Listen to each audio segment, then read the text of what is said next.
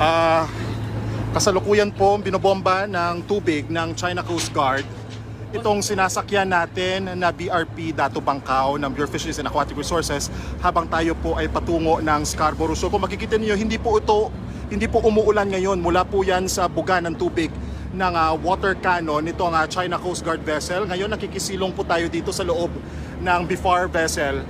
Kung makikita po ninyo, ayan ngayon patuloy po yung pagbuga ng tubig.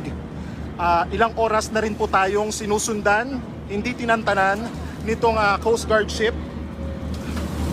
Kung makikita po ninyo, ayan patuloy po yung ito po yung ano niya, ilang beses na tayong binangga at pinuntutan nitong Chinese Coast Guard